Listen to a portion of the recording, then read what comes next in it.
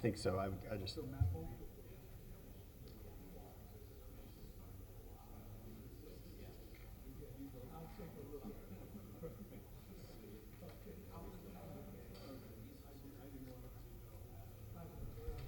Okay, we'll go ahead and start in about 15 seconds.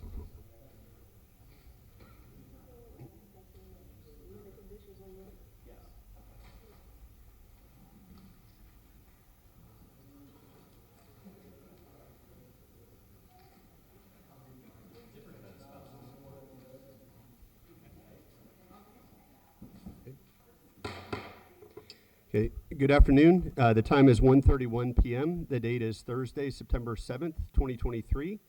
It's another beautiful day here in Paradise, and I'm very happy to call to order the regularly scheduled meeting of the West Palm Beach Zoning Board of Appeals. I'll first ask our board secretary to please call the roll.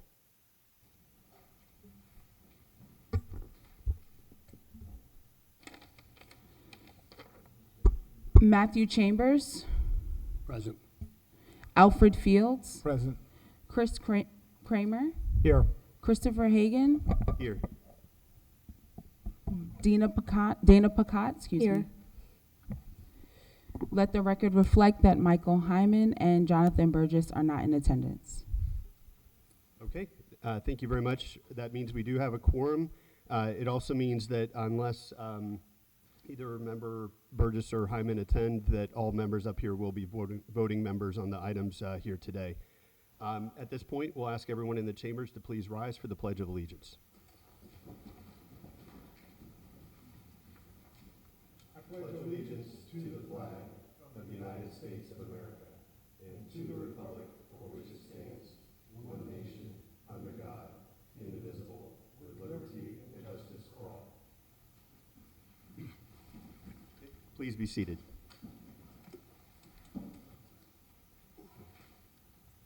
First item of business is the approval of the minutes from the August 3rd, 2023 meeting. And actually, before we do that, we'll just recognize that Board Member Burgess is here.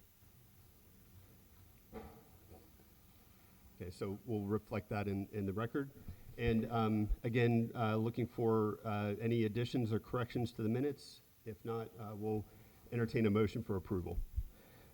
Just one small correction on the first alternate and second alternate mentions in the first couple of tables on the front section of the meeting minutes. It didn't correct the titles of us on those sections, so just one administrative item there. Thanks. Okay. I also noticed in the tabulations of the voting on the cases, and specifically, I'll point to page, I think it's specifically page 3 and page 4, when Board Member Burgess recused himself. That did make Member Pacat a voting member, and I believe she voted in the affirmative on both of those cases. So that should be reflected to be changed to reflect a yes vote, and that the vote was 5-0 instead of 4-0 on those items.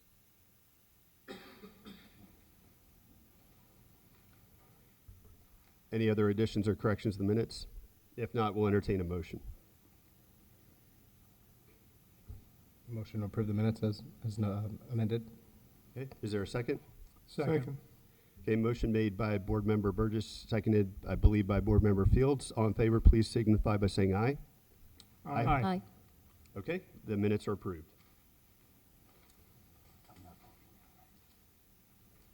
Next item on the agenda will be a report from our Planning Division staff. So we'll ask Ms. Jones-Van to Angela address Van, us. Planning and Zoning Administrator. First, we'd like to welcome Mr. Matthew Chambers as our second alternate to the Zoning Board of Appeals. So now we have a full board. And the second comment is ZBA case number 3426. It's been removed from the agenda. The staff had no other comments. Okay, thank you very much. That'll move us to remarks from the chairperson. I'd also like to extend a welcome to Mr. Chambers, and welcome to the Zoning Board of Appeals. Glad to have you up here. And then I'll just go through the rules for the proceedings today. The matters before the Zoning Board of Appeals are quasi-judicial in nature. Anyone wishing to speak, including members of the public who wish to offer public comment, will need to be sworn in. The applicant will then make a presentation and answer any questions from the board. The applicant will then be followed by city staff, who will provide a presentation and a recommendation to the board, and then will answer any questions. Members of the public will then be given the opportunity to provide comment, with each person receiving up to 3 minutes to speak. City staff will also insert any public comment received in advance of today's meeting, such as emails, voicemails, etc., into the record. At that point, the applicant will have an opportunity for a rebuttal. The floor will then be closed, and the board will go into executive session for discussion, a motion, and then a vote. And just a reminder that at this board, 4 affirmative votes are required for approval of any item. I have no other questions or remarks to be made. So at this point, we'll go ahead and go on to the declaration of ex parte communication. I'll start off on my left with Board Member Picott and ask you for any ex parte communication. Thank you. As to matter case number 3270B, I have had ex parte communications. I have not received written communications. I have not conducted an investigation. I have not made a site visit, and I have not received expert opinions. Regarding case number 3432, I have not had ex parte communications. I have not received written communications. I have not conducted an investigation. I have not made a site visit, and I have not received expert opinions. And then just at the bottom, you requested these. Yeah. Sorry. I request that these disclosures and all written communications be made part of the record. Thank you. Board Member Burgess. Thank you. As to case number 3270B, I have had ex parte communications with representatives from the applicant's team. I have received written communications. I have not conducted an investigation. I have made a site visit. I have not received expert opinions. As to all other matters before us, I have not received ex parte communications, have not received written communications, have not conducted an investigation, have not made a site visit, have not received expert opinions. I request that these disclosures and all written communications be made part of the record. Thank you. Vice Chair Kammerer. With regards to case number 3270B, I have had ex parte communications with representatives of the applicant. With regards to case 3432, I have not had ex parte communications with any party. I have not received written communications with regards to either of the cases. I have not conducted an investigation with regards to either of the cases on our agenda. I have not made a site visit with regards to either of the cases on our agenda. And I have not received expert opinions with regards to either of the cases on our agenda. I request that these disclosures and all written communications be made part of the record. Thank you. Board Member Fields. As to the matter of case number 3270B and case number 3432, I have not had ex parte communications. I have not received written communications. I have not conducted an investigation. I have not made a site visit. I have not received expert opinions. I request that these disclosures and all written communications be made part of this record. Thank you. And Alternate Chambers. As to the matter of the case 3270B and 3432, I have not had ex parte communications. I have not received written communications. I have not conducted an investigation. I have not made a site visit, and I have not received expert opinion. I request that all these disclosures and all written communications be made part of the record. Thank you. And as for me, for case number 3270B, I have had ex parte communications, specifically with Jeff Sluggett, John Schmidt, Kyle Duncan, Jeff Jervis. I have received written communications in the form of emails, and I did receive letters to my home address that were requesting support but did not take any action on those. I have not conducted an investigation. I have made a site visit. I have not received expert opinions. As to case number 3432, I have had ex parte communications with Roger Jansen. I have not received written communications. I have not conducted an investigation, have not made a site visit, and have not received expert opinions. I request that these disclosures and all written communications be made part of the record.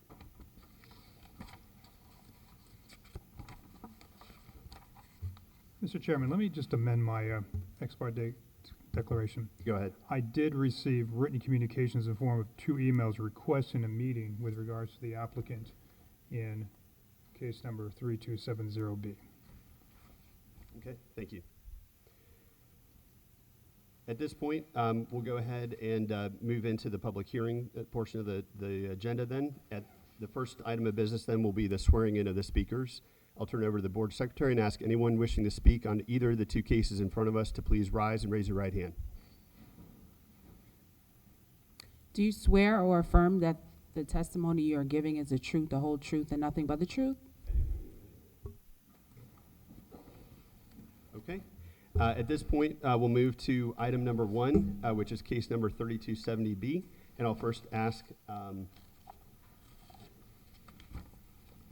our board secretary to go ahead and read this item into the record for us.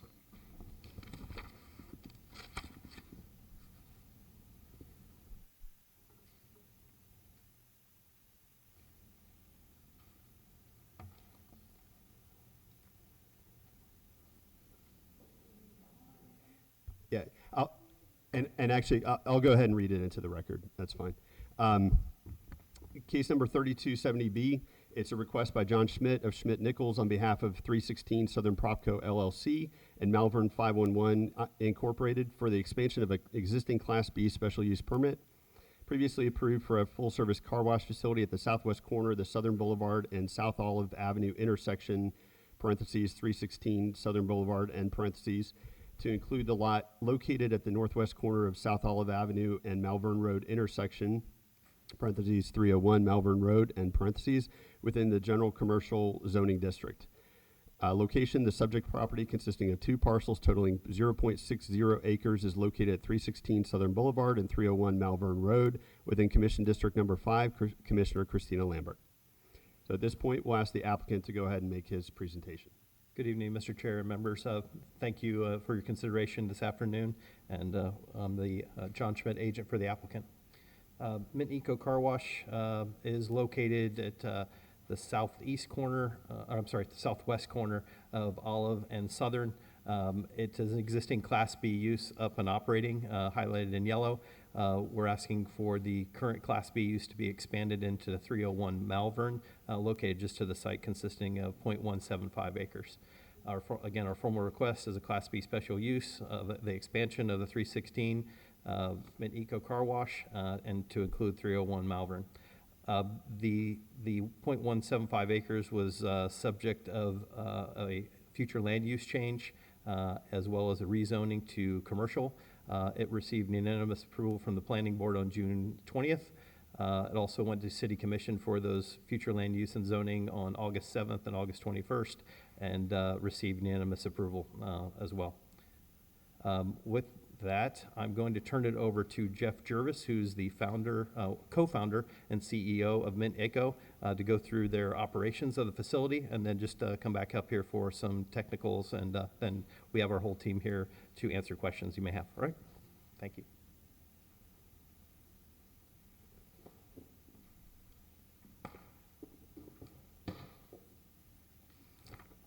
Thank you, John. Board members, my name is Jeff Jervis, one of the co-founders of Mint Eco Car Wash. I live at 224 Bloomfield Drive, just down the street from the subject property. I stand before you today because we have a problem. This is a problem that we've desperately tried to solve ourselves without success. I am, however, here with what we and the city staff believe to be a solution. The solution is not perfect, and it required extraordinary measures to create, but the solution works, and in my opinion, the benefits far outweigh the costs. A bit about Mint Eco. The concept of Mint Eco was developed at my kitchen table here in West Palm Beach with the specific intention of solving problems. For example, our industry generally operates in dirty, industrial, and often broken facilities. As the images on the slide show, not only are our sites beautiful with our operations hidden by excessive landscaping, but also We've achieved the highest Google ratings in the county, are two-time winners of the Palm Beach Post Best Car Wash in Palm Beach County Award, two-time runners-up for Environmental Business of the Year, have won 2 Department of Defense awards for our support of veterans, the Guard, and Reserve, and recently won Best Places to Work in Southeast Florida.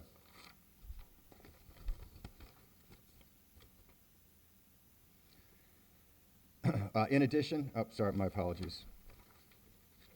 At our kitchen table sessions, it also led us to the conclusion that we needed to be a community-focused organization. Every one of our locations reaches out to the local community and offers support.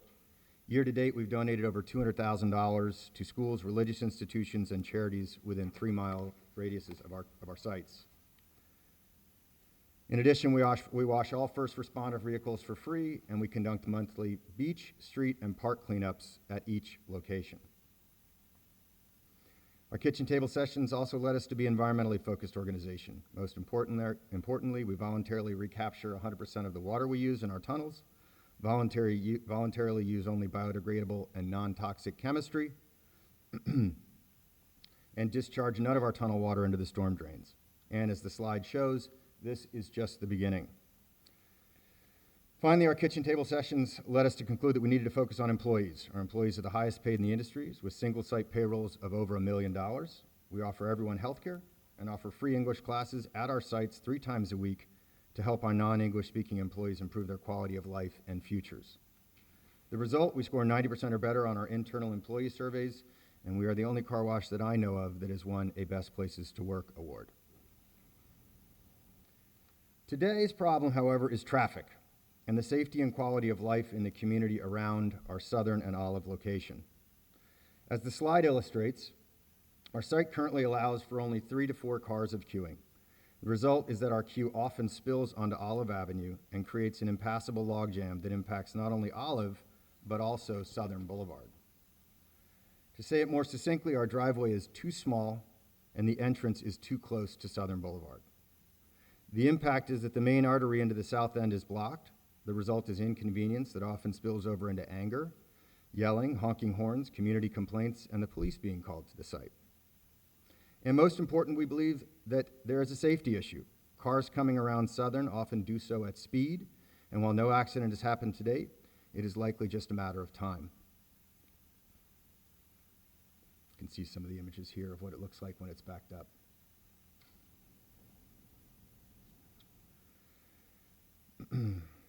We purchased the car wash in 2019. It was built in 2012 on the site of a gas station. While the problem existed before we purchased the property, it got worse and worse as our services became more popular. In response, we spent 2020 and 2021 trying to identify solutions that could affect our site. We first looked to decrease the need for queuing by increasing the speed of our tunnel. We spent over $500,000 on new tunnel technology that nearly doubled the speed and capacity of the tunnel, and despite its positive impact, the problem was not solved. We then looked to increase our queue efficiency. We doubled our driveway staff, even tripled it at times, and invested $100,000 in new technology, including Chick-fil-A style tablets, allowing us to walk down the queue to greet multiple customers at once. Despite the positive impact, the problem was not solved. We extended our hours. We spent over $100,000 to redesign other portions of our site. We moved our corporate offices off-site, and again, despite the positive impact, the problem was not solved. At that point, everything was on the table. We reached out to the city staff and hired a land planning firm and traffic engineering firm to help us identify possible solutions. Could we reverse the tunnel, use the southern access point, eliminate some services? We even went so far as to look at nuclear options, such as moving the building and even abandoning the site. None proved viable. Reluctantly, we started to look at solutions off our site, specifically redesigning the intersection. Currently, the intersection includes 3 northbound lanes, as illustrated on the, this is our proposal, 3 northbound lanes and 1 southbound lane. Could we, as our image shows here, could we create 2 southbound lanes, allowing traffic to pass if and when our queue spilled out into Olive? We worked with the city's traffic team, and they concluded that this option was not possible. Finally, we were left with no other option than expanding our site. I want to reiterate that this was a decision made after years of work and capital investment to solve the problem ourselves. To say that we were reluctant to proceed down the expansion path is an understatement, but we were not willing to allow the problem to continue. This would be a behavior inconsistent with our corporate ethos. The first thing we did was we set 3 ground rules, criteria that we would hold ourselves to in order to proceed. Number 1, the solution needed to solve the problem permanently. We could not afford another solution that didn't permanently solve the issue. Number 2, we needed the support of the city. And number 3, we were not willing to move forward if the community did not want the solution. I repeat that. We were not willing to move forward if the community did not want the solution.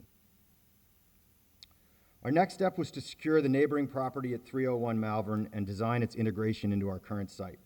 If our problem was a driveway that was too small and too close to Southern, the design here solves the problem. It is during this period that we also added additional criteria. Number 4, access and egress on our site must remain on Olive and not intrude into the neighborhood street of Malvern Road. Our current access and egress is on Olive. Our proposed access and egress is on Olive. Number 5, no car washing, interiors or detailing could be done on the expansion space. It needed to be a simple expansion of the driveway and minimize our impact into the neighborhood. And finally, number 6, we needed to hide our operations with extensive landscaping consistent with our landscaping on site already.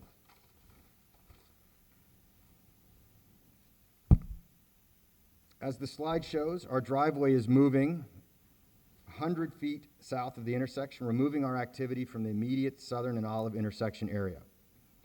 Our queue goes from 3 to 4 cars to 18 cars, what we believe and our traffic studies confirm will permanently solve the problem. I'll read that again. Our queue increases from 3 to 4 cars to 18 cars, what we believe and our traffic study confirms will permanently solve the problem. Why do we think this will permanently solve the problem? Because our traffic study done in season on our busiest days of the week, Friday, Saturday, and Sunday, during our busiest hours, 10 to noon, showed that the maximum number of cars waiting for the wash never exceeded 12 vehicles. The city agreed, and we believe that we therefore have met our 2 criteria, a permanent solution and city support. Now to the final criteria, community approval.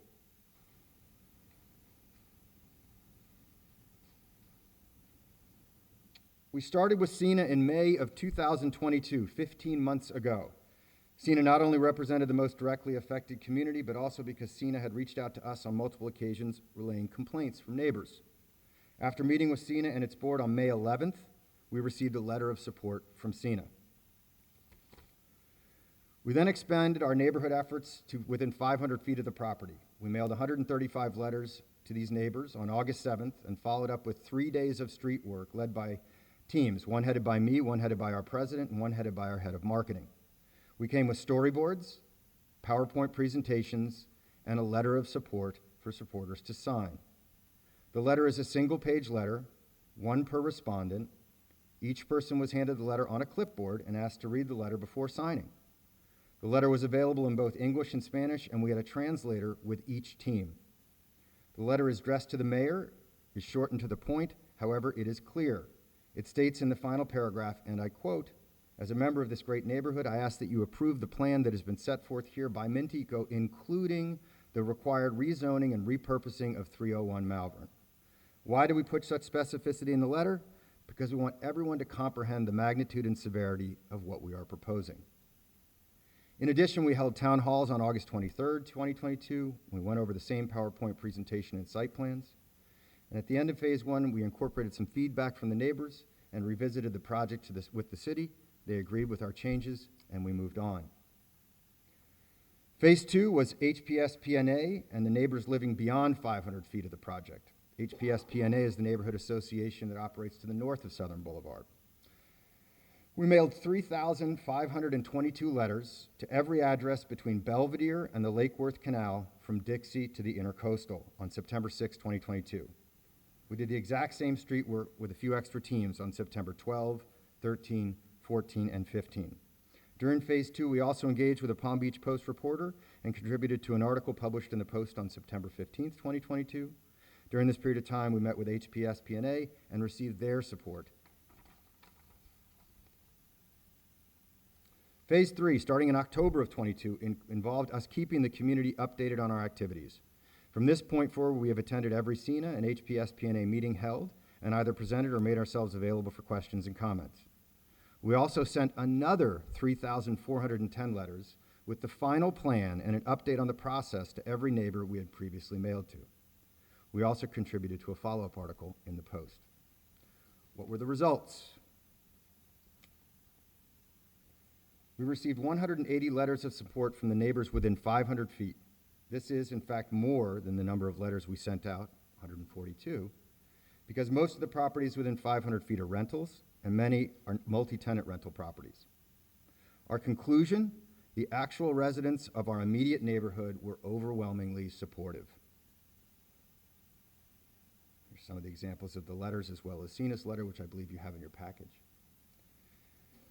We received another 1,062 letters of support from the broader neighborhood, as shown with the circles. Green dots are single letters, and the circles represent multiple letters at a single address. In total, we received 1,242 letters of support, including letters of support from SENA and HPS-PNA, and we recently received support from Dreher Parks Neighborhood Association. 96% of the letters that we received, 96% of the 1,242 letters, are for addresses within 2-mile radius of the property.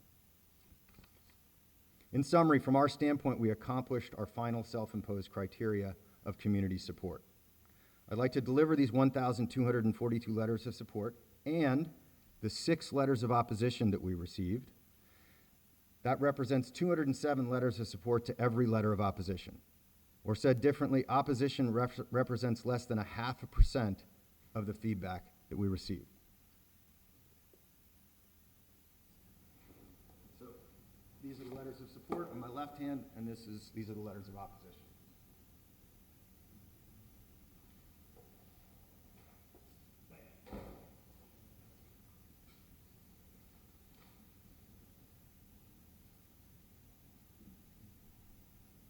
On a final note, concerns were raised during the city commission hearings.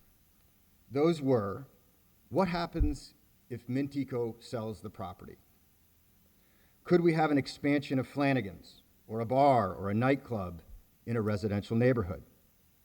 In response to this valid concern, I myself am a neighborhood constituent, we executed voluntarily a deed restriction, which is shown here, that limits the use of the property to either car wash access, egress, and parking, as is on our site plan, or residential. The deed restriction is controlled by the city commission, so the city commission must take action in order for this deed restriction to be lifted.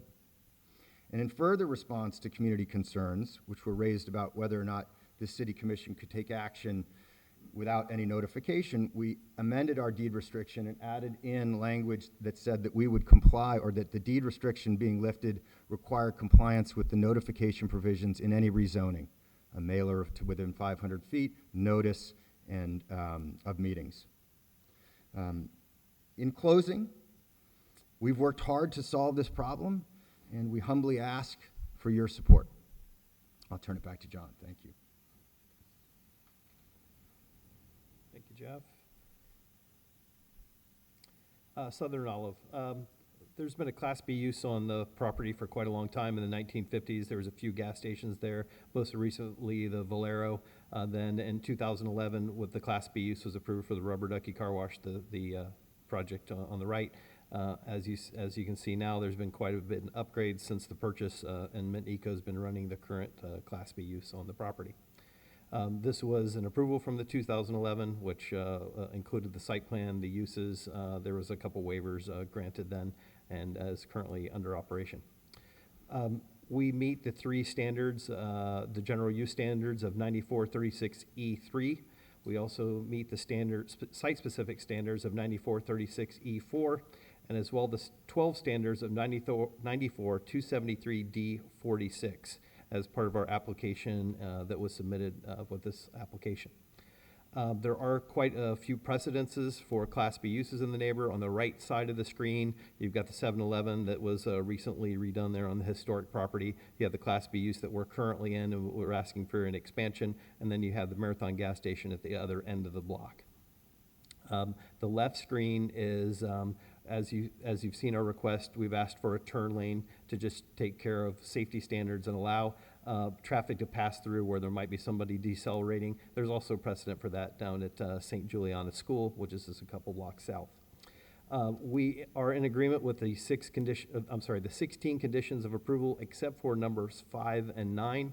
We're asking for them to be revised in red with regard to the landscaping, that it's in accordance with the landscape plan submitted to Planning and Zoning staff dated 1/25/23, and also that no vacuum equipment shall be located on the southern 1.75 acres. So we're not doing any vacuuming down there. This was a previous condition, and just looking to clarify that with staff, as well as the first one, which was a little subjective. We just wanted the exhibits that are in there. I think you'll find that staff is in agreement with both of those, and when they present, they can confirm that. I'm just going to go through our advance a little bit. We have a problem that we're trying to solve. We're solving an existing situation. It improves public safety. We have overwhelming community support. I think the owner has worked very diligent with the community, trying to get a solve here.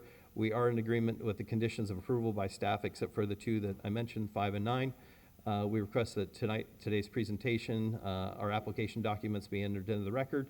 And to accomplish this solution, we respectfully ask for your support for the subject and the Class B use approval. We have our team here as well as our traffic engineer, should you have any questions. And with that, I'll turn it over to you all.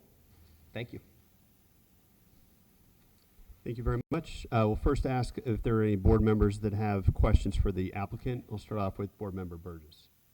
Thank you. One question on the proposed condition language that's revising the condition of approval number 5, I believe. Just can you explain the intent behind the enhanced landscape screening and buffering? Obviously, that's written to suggest that we should go above the code minimum requirements, but how is the plan from January 25th addressing those enhancements? Can you just point out the specific enhancements that go above and beyond? Sure, absolutely. So along Malvern, it's 60% wider. It's relocating existing palm. It's also adding a 5-foot wall along there. Along Olive Avenue, where there's additional shrub heights and additional ground covers. And then on the west buffer, above and beyond, is additional shrub heights and the wall, and preserving existing palm. And due to the site constraints with the above overhead power lines, the code requires trees typically being 20-25 feet on center. Because of our curb openings and some of the existing power lines, the trees are really about 12-13 feet on center. So it's quite dense. We've added a couple of exhibits here. So this would be the view from Southern Boulevard, all the hedging, as well as the trees that are along here. And I think you'll see both of those are considerably more that's out there. Mint Eco does a great job at all their sites with heavy landscaping. So it was exhibits that we had already submitted to staff.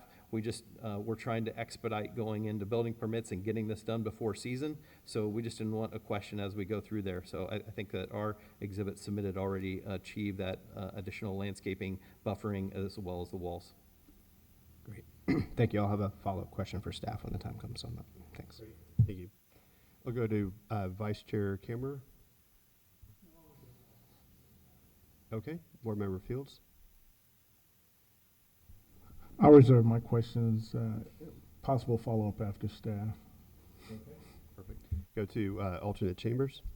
No questions at this time. Okay. Member Picott. No questions. Okay. I did want to go to the, I think the big issue that we're trying to address here is the impact of the vehicle queuing, as has been said in the presentation. So the numbers that were discussed in the presentation, you said that currently on site there's room for approximately 4 vehicles from the driveway to the... That's correct. Yes, sir. Okay. And then the number 18 was thrown out in terms of the amount of the number of vehicles that can be queued. Can you confirm how much of that is on-site? There's a short right turn, yeah, you showed up on the screen, a short right turn lane shown. Sure. So our data from our studies, again, as testified at the highest peaks, noticed a stack of 12 out on the street. So that 12 is really to that point right there. We've got an additional 2, which takes us to 14 within sight, and then an additional 4 that could be out there. That was the 18. There's a condition of approval in there that says no blocking of the pedestrian pathway. So that's where maybe that number is a little shaky there. Okay. Right. And could that right turn lane be made any longer? Right now, sitting right there is quite a bit of infrastructure, the overhead power lines, so it would be quite an extraordinary thing to move that any further. There were neighborhood concerns as well, the removal of the green space that's there. So between planning board and city commission, we had this green space, but the engineers went out and see if we could look at it adding additional green space. So this is additional green as well as trees that are adding in this space. So that was the reason that, the neighborhood would like to see as much green as possible. So we tried to accomplish that through those means.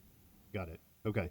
So the turn lane that's provided there is sort of a factor of safety, and it's a balance between constraints, maximizing it, but dealing with the constraints that are out there presented by the utility. Yes, sir. Okay. Yeah, no further questions of the applicant. Thank you. I'd like to ask staff to come up and make their presentation now, please. Angela Van, Planning and Zoning Administrator. Not Kevin DuFrank, who is basically the project planner for this site. He's out this week at a planning conference.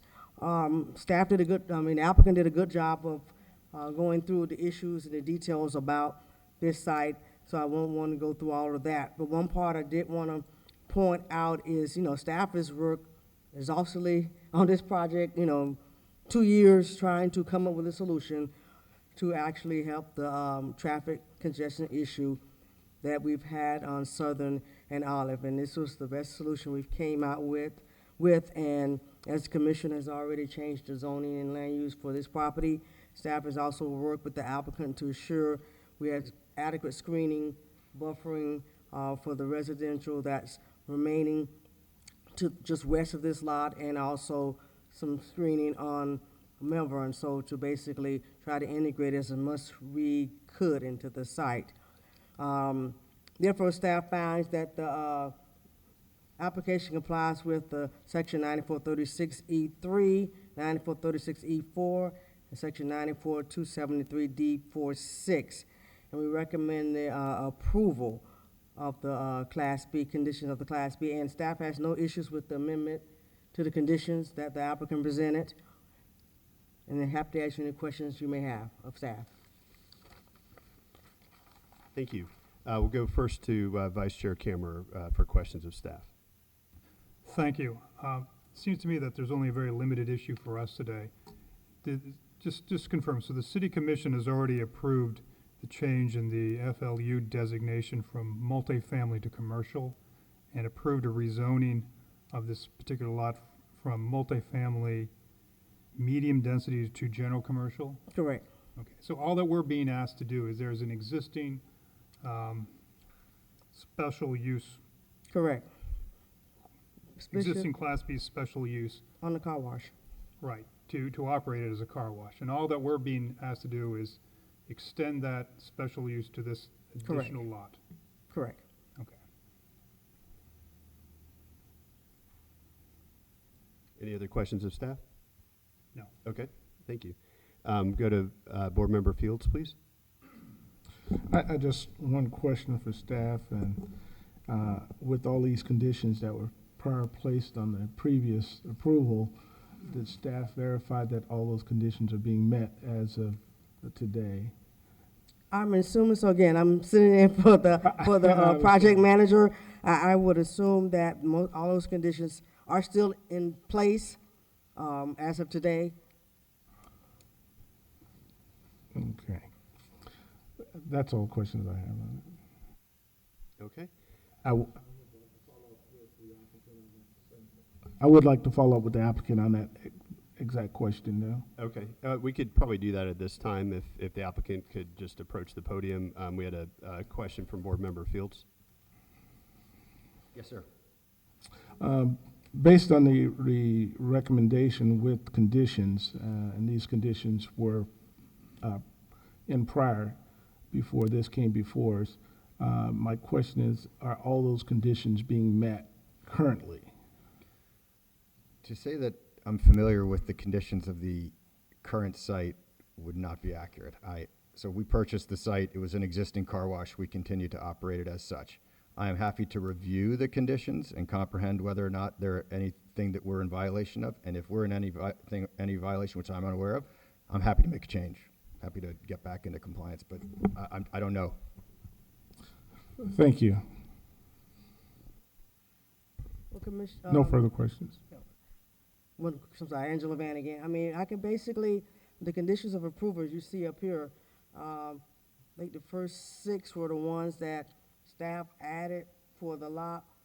But again, most of those conditions that was there talks about the foot candle, which they met when we approved this, no advertisement, the vacuum equipment. At the time when the old one was built, it was an actual facility that was placed inside the building.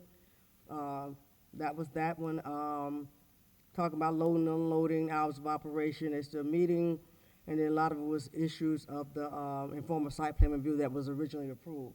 So I think most of those, I can say, just looking at that, they are in compliance. Thank you. I noted it says no exterior payphones are to be provided. You don't have any payphones on the property, do you? Okay. That was one of the prior conditions, but, okay. Any other questions? Okay, we'll go to alternate Chambers. No questions at this time. Okay, go to Member Picard. No questions.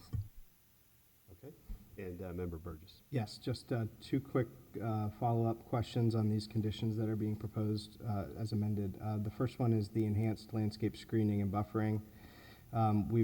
I believe the applicant is attempting to define that more specifically and quantitatively by referring back to an approved or a site plan that's in process. That I understand from reading that the staff report that there may still be some PPRC issues to resolve on the final site plan, and that's the reason why there's conditions of approval that require an informal site plan to take place. So Yes, when I had a conversation with Mr. Smith and again, with the project manager, the whole thing was making sure that we got the enhanced material that the applicant talked about with the city commission when they approved the rezoning.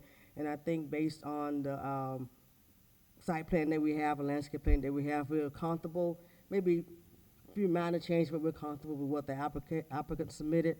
Therefore, it's why I have no issue with changing the condition to the site plan that we have, landscape plan we have on record today. great. I just wanted to make sure that the staff felt comfortable with Yes. referring to that specific dated plan Yes. if it does need to change for whatever reason. And then the second one is the condition of approval number 9 about the vacuum equipment, and I was curious whether that was a carry forward condition from the previous Yes, it application. was.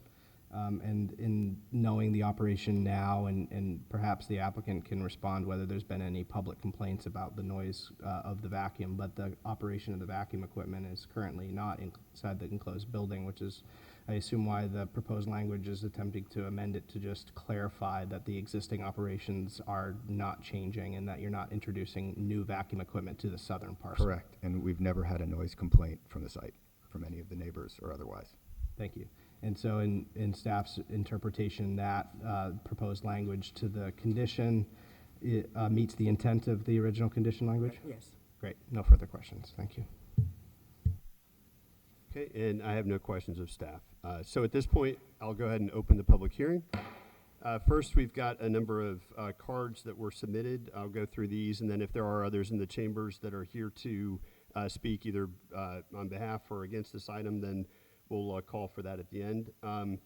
What I'll do is I'll call a few names at first, and then if you can line up at the podium so we can move it as quickly as possible. And just as a reminder, the clock is up here, but is limited to 3 minutes per speaker.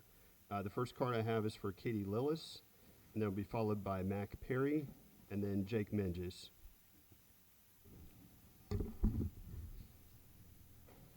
Mr. Chair, Yes. I also have a email as well. Thank you. So we'll go ahead. Thank you for letting me know. We'll go ahead and add that in at the end after those present have spoken. Okay. Thank you. Okay. Hi. Please state your name and address for the record and go ahead. Katie Lillis. I live at 301 Nathan Hale Road, so just south of the site. I'm here to voice my support of this solution in order to alleviate the traffic congestion at the corner of Olive and Southern. I was there a couple of hours ago this morning, and there was a backup of 3 or 4 cars. It seems like a dangerous situation. This is not even high season yet. Many times I've been at that intersection where there is a backup, and I've witnessed cars swerving into the oncoming lane and almost narrowly avoiding crashes. I believe that Mint Eco has studied all available options. It's a very well thought out plan that will alleviate the danger there. I have seen Mint Eco and their team communicate their plans to the community. They've continued to support the area in a variety of ways. I believe they have the residents' best interest in mind when they came up with this plan and the landscape design, and this should be approved. Thank you. Next is Mac Perry, again followed by Jake Menges, and then Bill Jacobson. Good afternoon, Mr. Chairman and members of the Zoning Appeals Board. My name is Mac Perry. I live at 216 DeSoto Road. I've been a resident of the South End neighborhood for approximately 10 years. In my free time, I am the vice chairman of Take Stock in Children of Palm Beach County, which provides mentorship and college scholarships to underprivileged high school students who will become first-generation college attendees. I wanted to quickly highlight Mint Eco's approach to community partnership and advancement of their employees. Their management program that was touched on has created an excellent opportunity for many in our community around financial literacy and stability by working with partners within our community. United Way on tax advice, through banking relationships they have to establish credit history for their employees, and voluntary after-work programs like English classes, none of which was asked for, but they felt that it was for the betterment of their employees. Mint Eco's continued success enables meaningful impact to our residents. I'm not ignorant of the unintended consequences of the success of their business has meant to the traffic snarls on Southern and Olive, but I would like to highlight the pragmatic approach that Mint Eco has taken to remedy these unintended consequences. Have you seen through their thorough presentation, having thought of all solutions that were possible? Mint Eco has done a fantastic job of informing our neighborhood on their viable solution to improving traffic flow, and I am completely in favor of their proposal. I wish to thank Mint Eco for their community efforts like their monthly beach cleanup and support of our first responders and area schools. Thank you for your time. Thank you. And sorry, I did not read this thoroughly ahead of time. It's the next card from Jake Menges just says, support project but do not wish to speak. So did want to enter that into the record that he's in support. Next is Bill Jacobson. It'll be followed by Jeff Smith and then Patrick Koenig.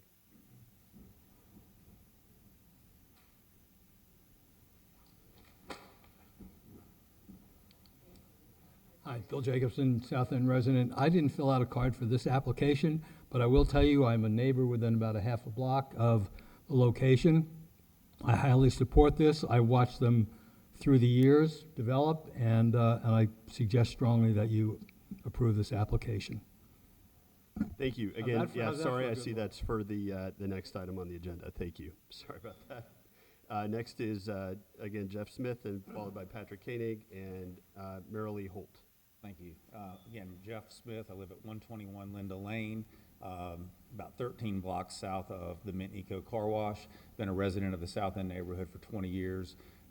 Patron of Mint Eco. They've been a phenomenal partner in our community. As everyone has mentioned, the traffic backup has become a problem. My wife and 2 boys, we love to walk to the 7-Eleven and the City Diner and other restaurants, and it's just become a concern, a safety concern for us as we're out biking and walking. And everything that I've read and all the presentations that I've witnessed about their solution, I'm in full support of and strongly support the proposal. Thank you. Thank you. Patrick Koenig, followed by Marilee Holt, and then Cecilia Cochran. Good afternoon. My name's Patrick Koenig. I also live in the South End. I'm here to support this methodically thought-out solution to a service that is badly needed in our community, and they provide a great service to our community. They're a great neighbor. I developed the 300 block across the street to the north, including the 7-Eleven, the office building, and the Chase Bank. Jeff has always been a great neighbor, and I think that he provides a great service to the community, and I urge you to support this. Thank you. Thank you. Marilee Holt, followed by Cecilia Cochran, then Priska Brewer. My name is Marilee Holt. I grew up in this community. I own a house here, and I live in this neighborhood. I've seen all of the businesses that have been operating on this intersection come and go. I bought my first six-pack from the corner store across the street almost 40 years ago. So I'm not new here. I'm not a renter. I have a stake in this community. I care about this community. I know this neighborhood. I know what it was, and I know how it's evolved for the better, and I hope it continues to in that direction. I support the Mint Eco proposal for the following reasons. This business is very efficiently managed, brings a service to the community, and improves this neighborhood. Based on what they've already done on this corner and what we've seen from the schematics, I have no doubt that the lot in question will be attractively maintained and landscaped. The people that own this company are families that live in this neighborhood, raise their children here, and care deeply about this neighborhood. The community outreach and impact studies have been extensive and carefully considered and prepared. This business creates jobs, which I think is something we can all get behind. This is a very thoughtful solution that eliminates a dangerous problem and makes it safer for all of us to live here. Thank you. Thank you. Cecilia Cochran, and then again, the next person's last name looks like Brewer, B-R-U-E-R, and then followed by Burl Spurlock.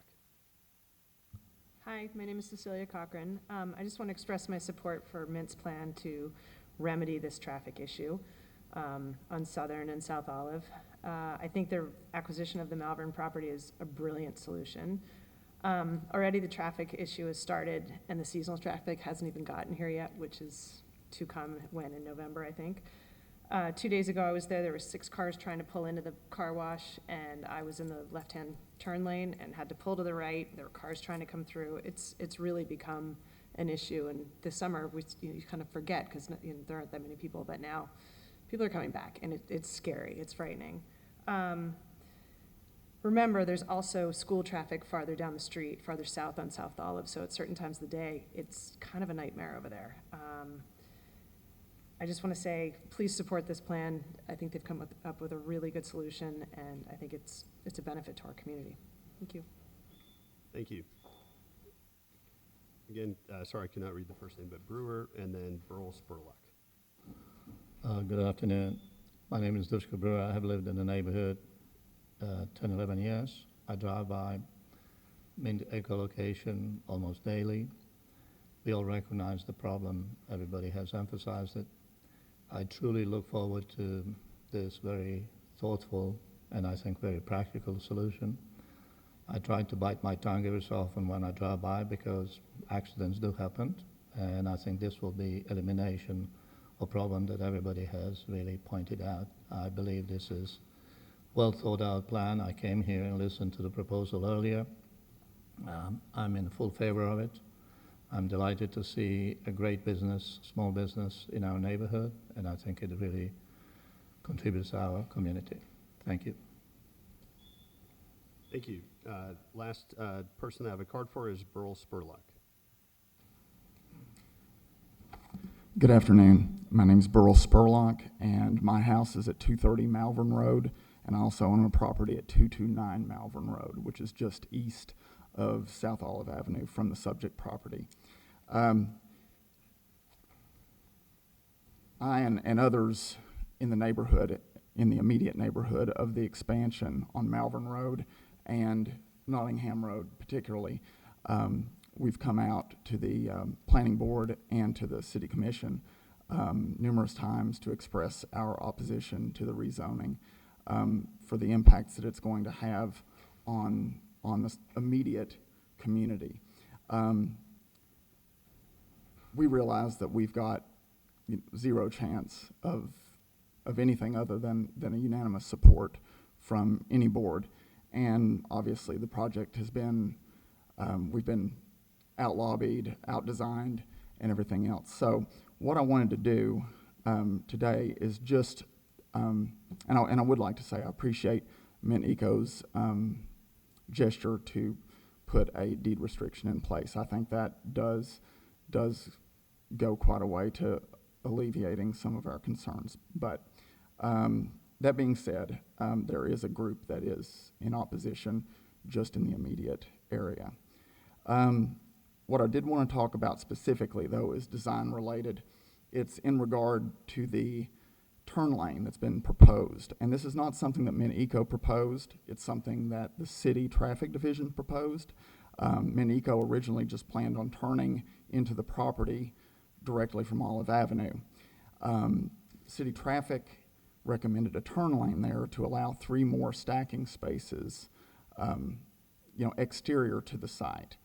And that's fine, except for what we lose in the process. And what we lose is about an 11-foot wide by 70-foot piece of public green space, which is part of the South Olive Streetscape project. And as you know, the east buffer of this expansion is only a 5-foot wide landscape buffer. And I mean, you go to Village Publix and they've got their little buffers around the grocery cart bin is 2 feet wide. So this is only a little more than twice the width of that. And it's going to buffer a pretty heavy vehicular use. We're relying on 5 feet to buffer a pretty heavy vehicular use in what was and is a residential neighborhood and along a very pedestrian-oriented corridor. So what I'm encouraging is to put a condition that would remove the city's requirement for that turn lane, that deceleration lane. Thank you. Thank you. Before we go to the email, I'll ask if there's anyone else here in the chamber who wishes to speak. Please come up to the podium. Okay.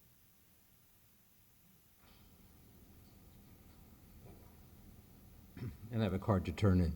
Mr. Chairman, Commissioners, I'm Richard Pinsky, and I am president of the South End Neighborhood Association. The South End Neighborhood Association has voted to endorse the rezoning or the additional zoning of this piece of property. It was not a decision that we arrived at lightly, and while we share the concerns of the residents on Malvern, we also had to take into consideration of all the residents that are impacted by the customers going into the car wash. We did a survey, we did a couple of extensive surveys, overwhelming support. But what we looked at was, what is the use? We obviously, as a zoning and appeals board, you are also, your primary focus is, what is this doing? What is this new zoning gonna do? So we looked at that intersection as the association, and we realized that all 4 corners of Southern and Olive are commercial. It's already a commercial intersection. And really a half a block in is the Mint Eco Car Wash. Across the street on Olive, where the corner store existed, they have just purchased the property, also the same type of parcel that Mint Eco is purchasing, and that is part of their commercial operation. So what we had to look at was, is this interfering in an adverse way with the residential component? We came to the conclusion, not really, because the intersection is already commercial, it's already zoned that way, and going in for that extra parcel is consistent with that commercial zoning designation. In addition, the parcel is not going to be used, and you heard about the deed restriction, it's not a commercial use. So while that is part of your consideration, I would bring to your attention that it is basically a driveway. So it's not as if cars are going to be washed and machinery and things are going on are going to be taking place on that new parcel. It's really just a driveway. And also, it is a 9 to 5 business. So what impact may be during the day, like any other commercial operation, the gas station across the street, at 5 o'clock, it closes, and the residents are restored to that passive use that the property has all night long. So as president of the South End Neighborhood Association, we definitely support the zoning change and ask for your support. Thank you. Thank you. Is there anyone else here in the chamber who wishes to speak on this item? Seeing none, I'll turn it over to the board secretary to please read the email into the record. This email is from Catherine Scythe at 711 South Flagler Drive. I, Catherine, a homeowner in So-So area. I live south of Forest Hill Boulevard. I want to commend Mint Eco for finding the best solution possible for the community, even at their expense. The traffic on Olive will not be decreasing. It is only getting worse, and the blockage at the intersection of Southern and Olive that occurs as a result of patrons waiting in line for the car wash is not only a nuisance, it is dangerous. I fully support the zoning change to allow a better, safer traffic pattern. Thank you. And I assume there are no voicemails or anything else received in the record? No, sir. Okay. With that, I'll close the public hearing. At this point, we'll ask the applicant if they have any rebuttal or any final comment to make. Not really, Mr. Chair. I think our approach has been a belt and suspender approach with the turn lane. Not only does it provide a deceleration, but also allows for additional safety for cars to pass through. So I think it's important that we keep it in, and would wish that you would keep our site plan the way it is as presented. And that's it. Thank you. Okay. Thank you. At this point, we'll move into executive session. So we'll entertain some discussion here among the board. I'll start off with Board Member Fields.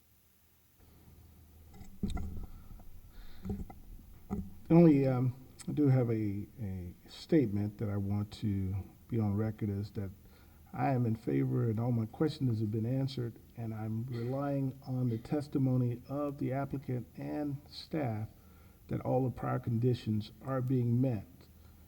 So my vote for this is with that in mind, that those conditions of prior board had put in place are being met. Thank you. Okay. Thank you. I will go to alternate chambers for any comment for board discussion. No comments at this time. Okay. Thank you. Member Picott? No comment. Okay. Member Burgess? No further comments. Okay. Vice Chair Kammerer? Yeah, I think this presentation is driven as a solution to what appears to be a serious traffic issue with regards to congestion at the corner, and then it needs to be addressed. That's the first issue. Secondly, it seems before us is only a limited issue, which is approval of the extension of this special use permit that's already been issued for a car wash on the property. And the third issue, it seems like there's overwhelming community support. I recognize there's opposition, and I understand that opposition, but it seems as Mint Eco has done a comprehensive job in reaching out to the community, and there's been what appears to be an overwhelming positive response from the community to address this issue. No further comments. Thank you. We are in executive session at this point, but because there's an item that was brought up in the public comment, I did want to just ask a quick question to the applicant, which is with respect to this turn lane. If I recall from the site plan that was brought up to us, there, and per my question earlier, there was, it actually has more to do with landscaping, so I'll go to sorry, I should have clarified.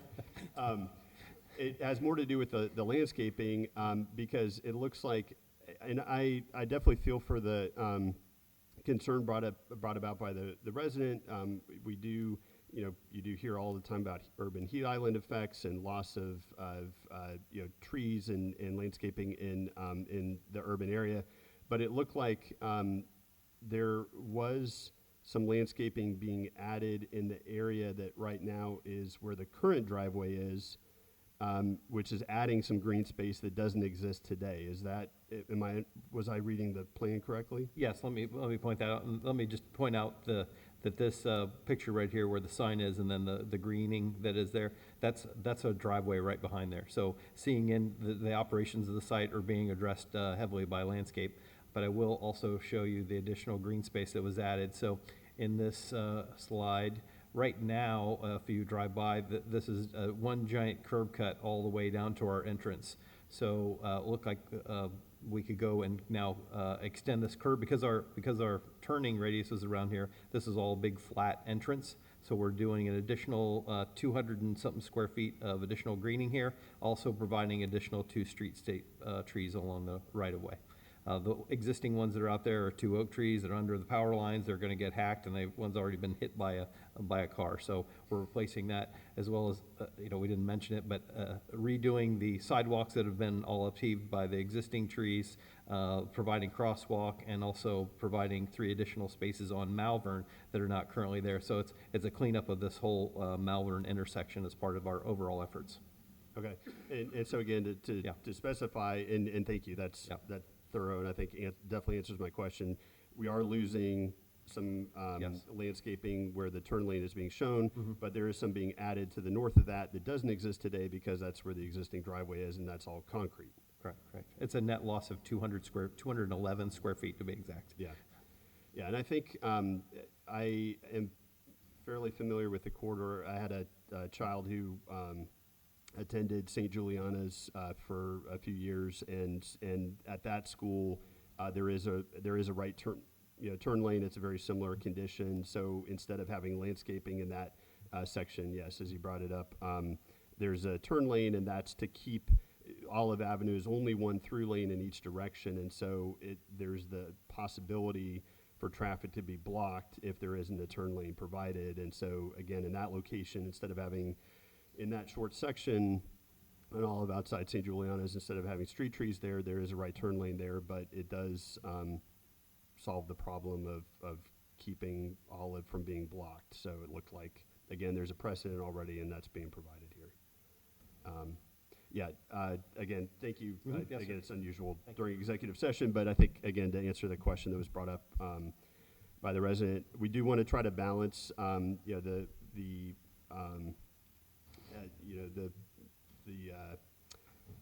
experiences of everyone in the neighborhood as well as the property owner.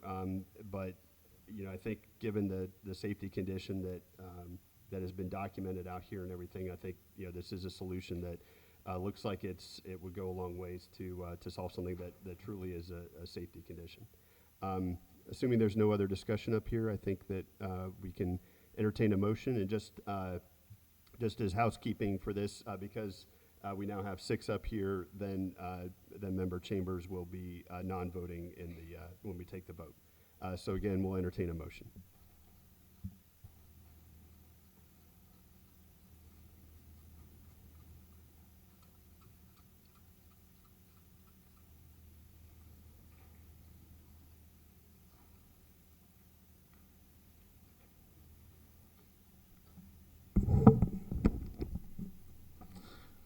I move that the Zoning Board of Appeals grant Zoning Board of Appeals case number 3270B, a request by John Smith of Smiths Nichols on behalf of 316 Southern Propco LLC and Malvern 511 Inc.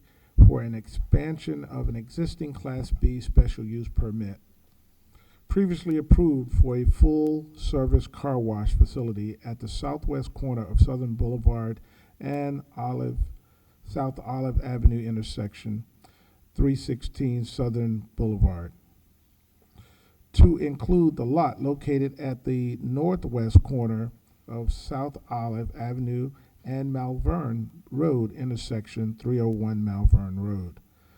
This motion is based upon testimony presented at the hearing, along with applications submitted and the staff report, which constitute competent, substantial evidence.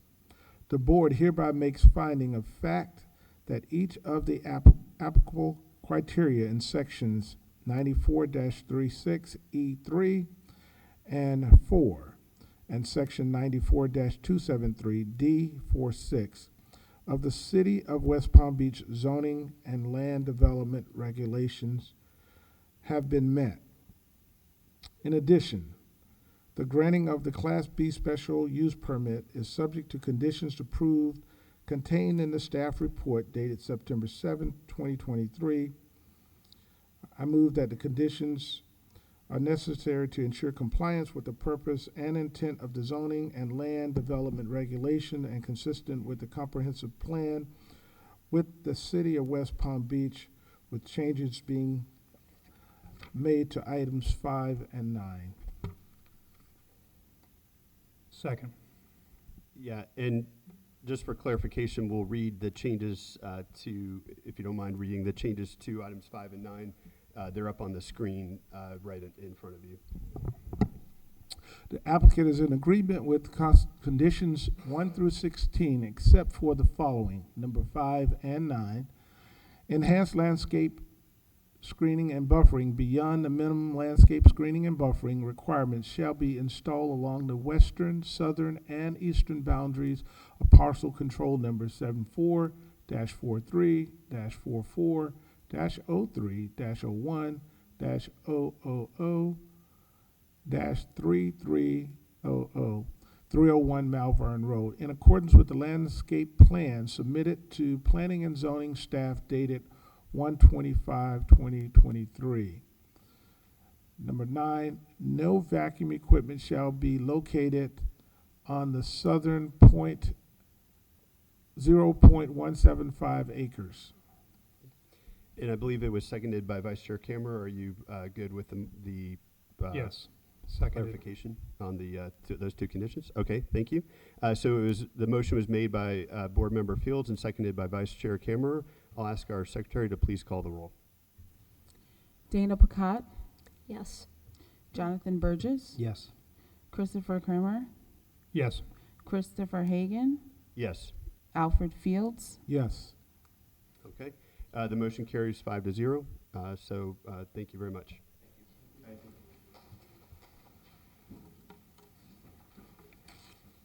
Okay, we will now move to the second item on the agenda, which will take me a second to get there. But that's case number 3432. I'll ask our board secretary to please read that item into the record. Case number 3432, a request by Patrick Mayfield of Daly Jansen Architects, PA, for the variance from section 9472A2 of the city's zoning and land development regulations for the construction of a new residence. Location: the subject property, consisting of approximately 0.42 acres, is generally located at 100 Worth Court South, with Commission District Number 5, Commissioner Christina Lambert. Thank you. We'll first go to the applicant for presentation. Good afternoon, Chairman Hagan, members of the board. Thank you very much for your time this afternoon. I'm Patrick Mayfield with Daly Jansen Architects. I'm here with Roger Jansen as well, and other members of the design and construction team. On behalf of our clients, Bob and Carol Garvey, for a request for variance at 100 Worth Court South. A little bit of background on this project. So for the past year, our team has been in conversations with the city and of course with the owners themselves to come to the product that we're going to present to you today, to design their new residence at the corner of South Flagler and Worth Court South. You can see the current site is actually vacant, with the exception of a perimeter retaining wall that is currently under construction. We're adding fill to the site to bring it to the required design flood elevation. The siting of the project is what is in question here today.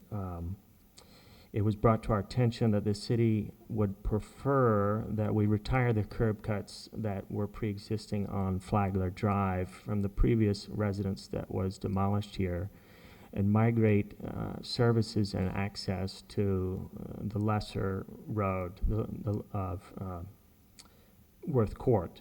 And because of that, we also proceeded with changing the address. Our front door access and services all come from that side. So to accomplish that on what is codified as effectively our side corner setback, which is the red line here at 12.5 feet, we were forced to push the house quite a bit southward on the parcel to accommodate necessary space for drive access back up from the garage, as well as FPL easements that were dedicated for future undergrounding project at the northwest corner. So in doing that, we were happy to retire the access and address previously from Flagler. And that kind of had an effect on the project in that we're consolidating the mass on the southern 2/3. But at the same time, we want to be mindful of our neighbors. You can see here a 3D rendering of our project, or the project to the north on the right, and the project to the south on the left. Similar in massing to the adjacent neighbors, but we still wanted to be mindful of not accumulating a large two-story mass immediately on our adjoining neighbors to the south and to the west, and do our best to preserve their view corridors, especially the view corridor towards the water, looking eastward along Worth Court, as well as the view corridor up and down along Flagler. And you can see the effective southward shift of this change as we're essentially being asked to abide 2 front yard setbacks along the north boundary as well as along the code required east boundary of the property. So this presents a hardship for us that is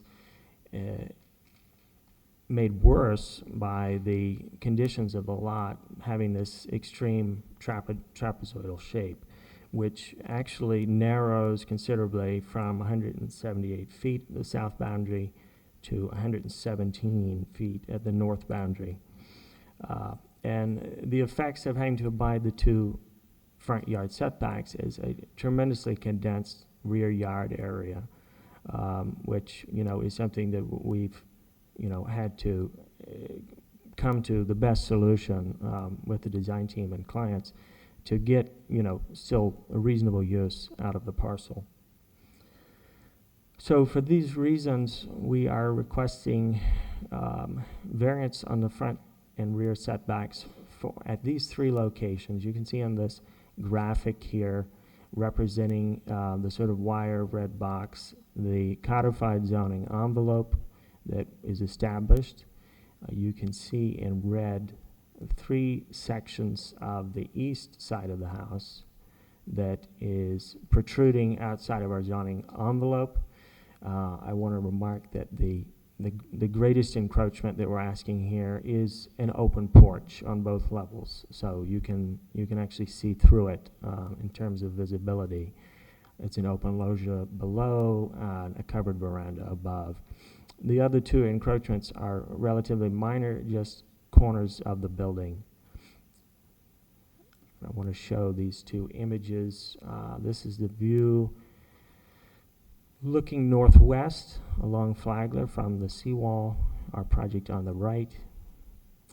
And then you can see the project rendered with the 2 neighbors again, the north property and the south property together. And I think they're all consistent in massing and the presentation to the water side in terms of features and design. We're not doing anything out of the box here. But you can notice here the wide gap that we're leaving at the expanded north setback, pushing back 32 feet from the property line to the north face of our project to give as much view to the north neighbor who we actually reached out to, Bob and Carol discussed, and actually have their support in terms of the project. And I believe they submitted a letter of support with several other neighbors, which I'm sure they'll review later. I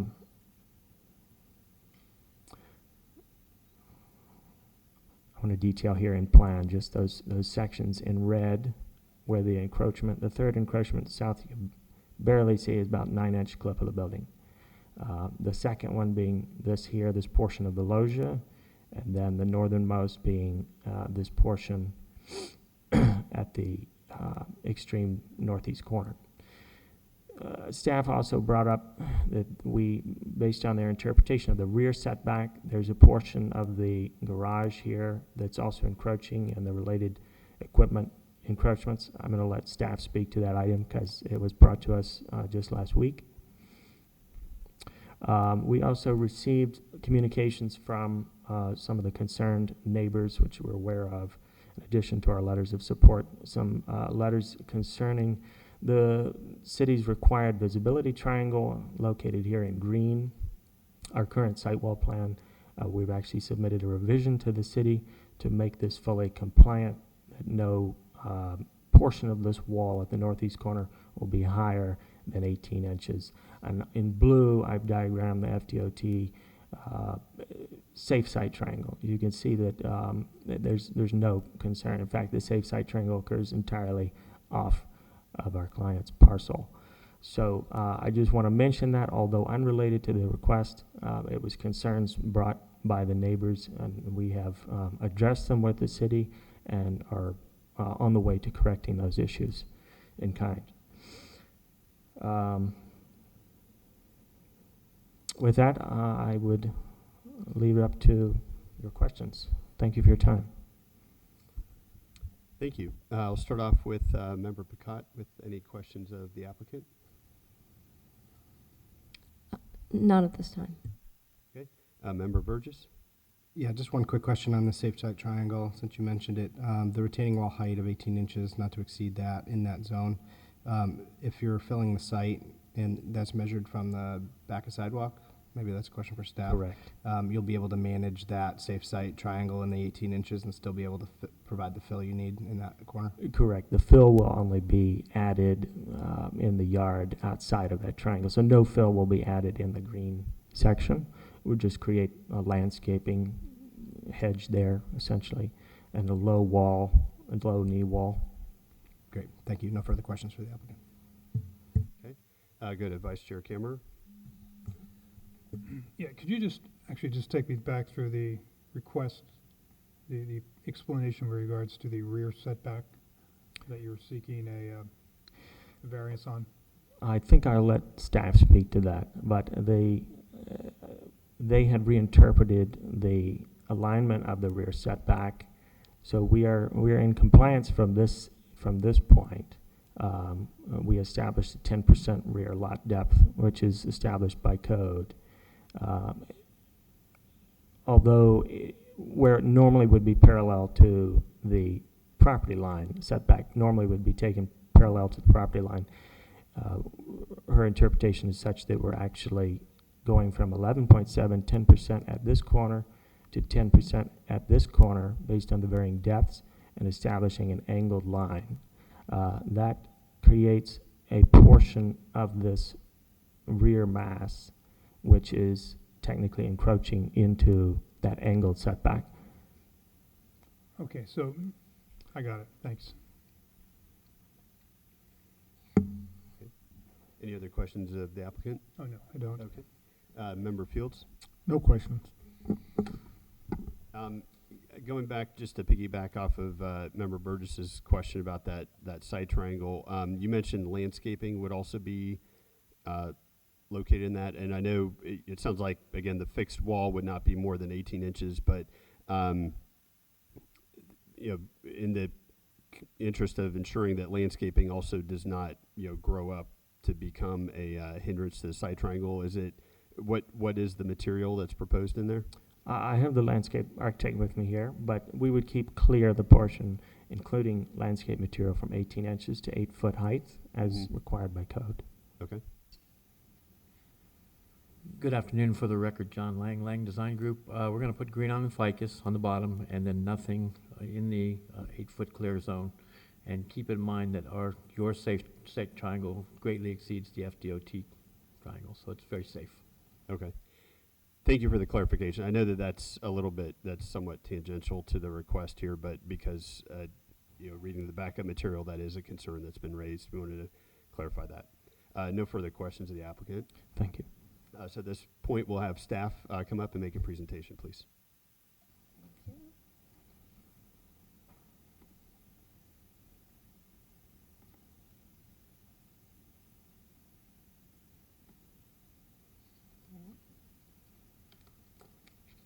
Good afternoon, everyone. Gaisha Volsi, planner. I'll be presenting ZBA case number 3432.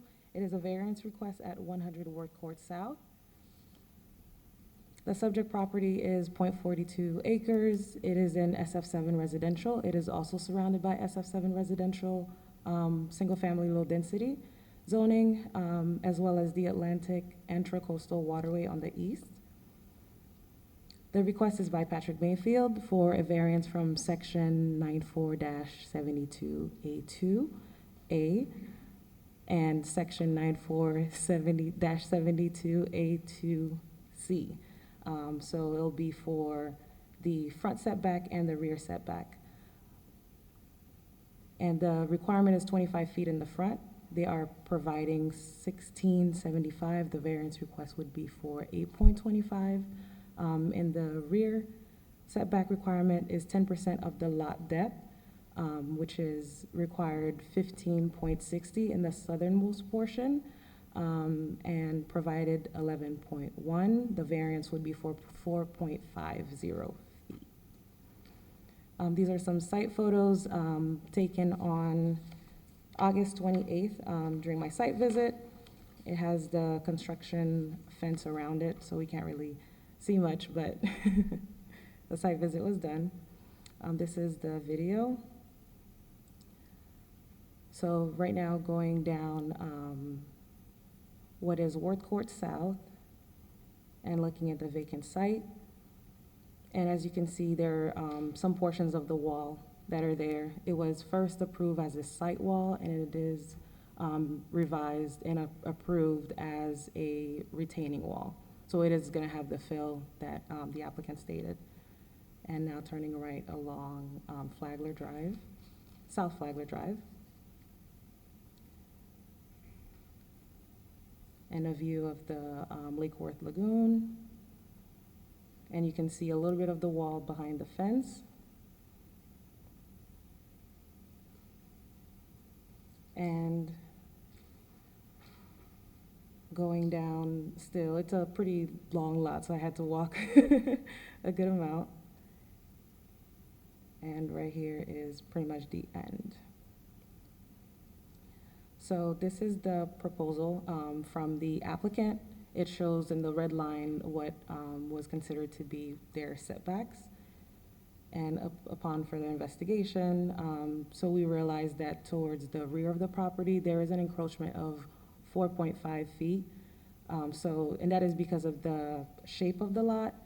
In the northernmost portion, it is 117. So if we're taking 10%, that would be 11.7. And the southernmost portion is 178.5, so 10% of that would be 17.85, and that would be the required setback. So for the rear setback, that is the only encroachment, and you can see it highlighted in orange on the western portion. And the front yard, the most encroachment is 8.25, and you can see on the eastern end towards Flagler Drive, highlighted in orange.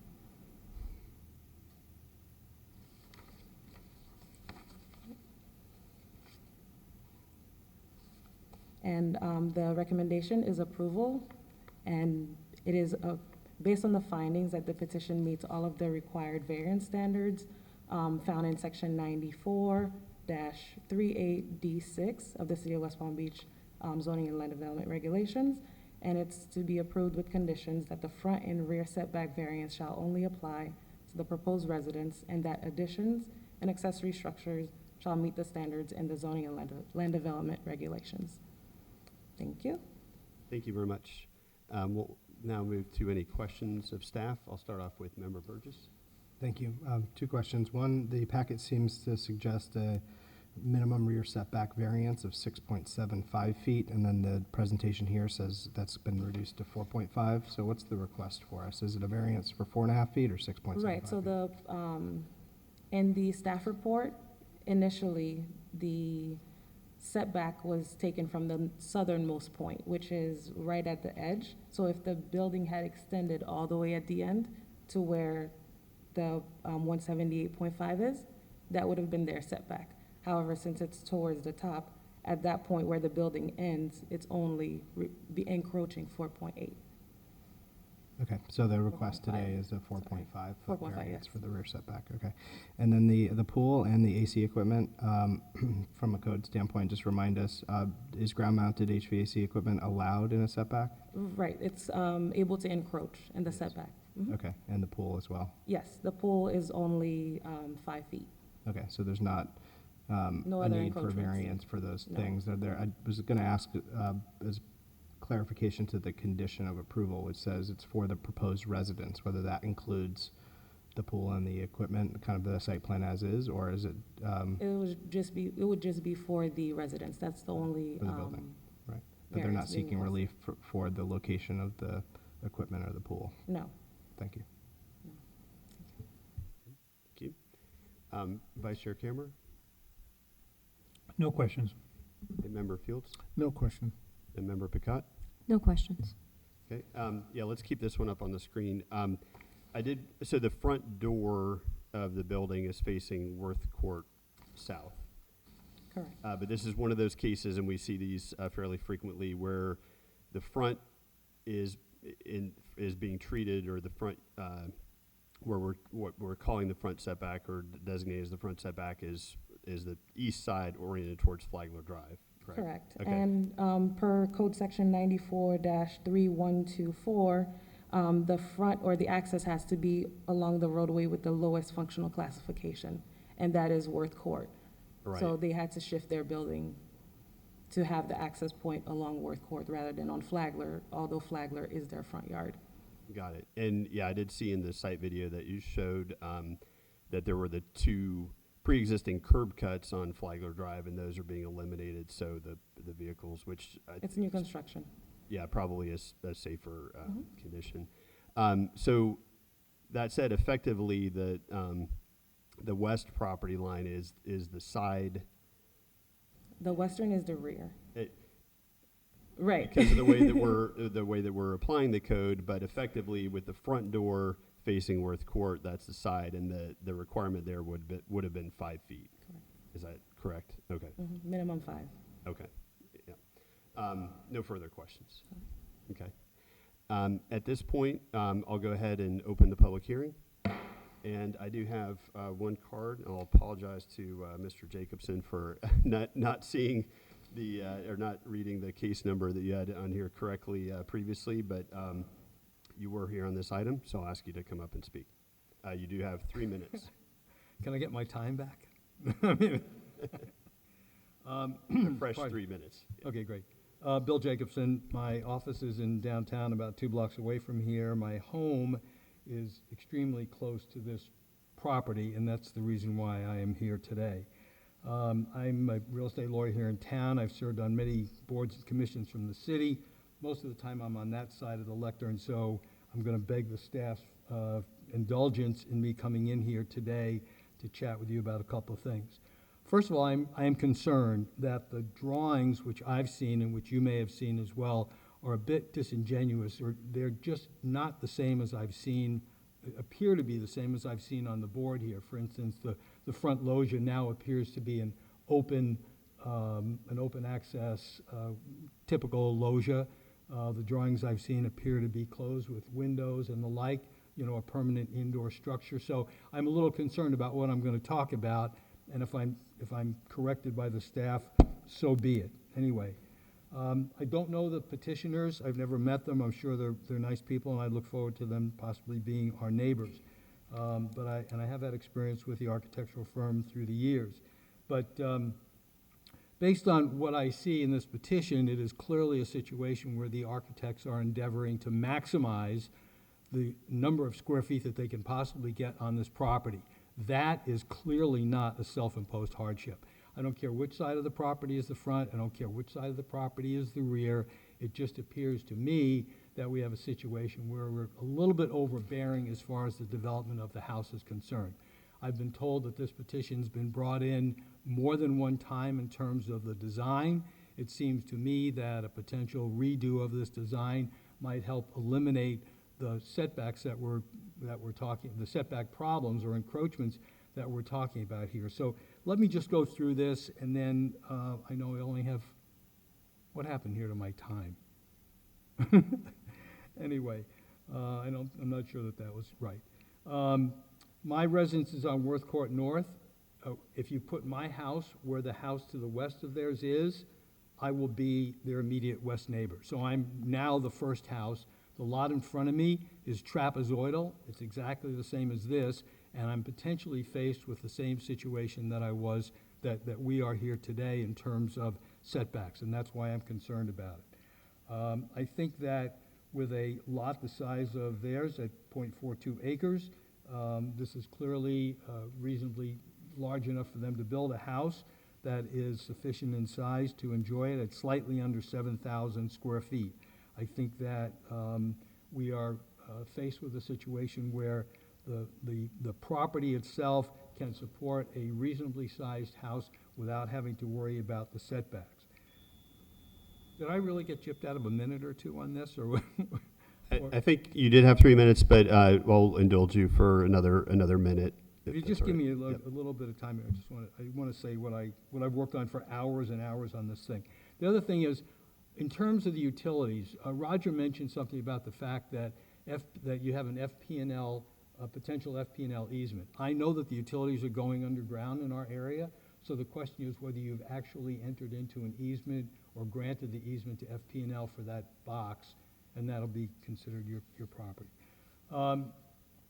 You know, the one critical thing that I mentioned earlier, and I want this to be a real point of a question to you, and that is, what is the condition of the loggia in the front? If we have one like it is in the back, where it's an open area, that may be a little bit different. We have a sightline problem on Flagler Drive.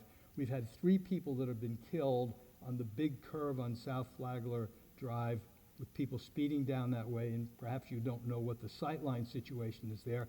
I know the staff probably doesn't, but there have been people killed just to the south of that because they've not paid attention to what the condition of the roadway is. And every foot that we give up for setback problems adds to that issue of people not being able to see where they're going on Flagler Drive, especially now that we have much higher elevations on the houses that are being built on Flagler Drive, and I don't think the elevation was shown when the houses on either side of that, of the proposed house, were shown as examples. So I know I'm being rushed through this. I don't want to overstep my boundaries on the 3 minutes, but but I do think that we have some issues here that need to be addressed, perhaps in a meeting with staff and others. Thank you very much. Okay. And I'll answer any questions. I mean, if you guys have questions about the neighborhood, I've been there 37 years. I've seen the good, the bad, and the ugly in there. Thank you. We're in public comment, so I'll ask if anybody else is here in the chambers to speak on this item. Okay. We do have, for the record, there were 5 letters of support and 2 letters of objection. I'll just note in support were John J. Simeone at 101 Worth Court North, Gary and Linda Lackman at 4417 South Flagler Drive, Tom McCaffrey, 4821 South Flagler Drive, Lily and Sean Ferreira at 210 Worth Court North, and Amy Bronstein at 146 Worth Court South. In opposition were Archer Berry at 116 Edmore Road, and Adela Sanchez, no address given. These will be entered into the official record for the proceedings, so the board secretary will have these. Were there any other emails or voicemails received on this item? No, sir. Okay. With that, I'll close the public hearing. We will give the applicant a chance just for final comment. Sure, thank you. And again, thank you for your time. Just to respond to the neighbor's comments. I think the size of the house itself is commensurate with much of the other homes along Flagler. I don't see it being an outlier. There are no code requirements that are subject to size on these properties. I would also like to point out safety is, primary concern for us, and I appreciate the concerns the neighbors raised, and we are completely in compliance with respect to FDOT and our safe site triangles, as well as with the revision that we're submitting to the site wall, the city's additional, more strict site visibility triangle. So we have mitigated any potential traffic issues, and the encroachments in the building setback have no effect on the navigability of the road. Okay, thank you. At this point, we'll move into executive session. Yep. Yes, you may.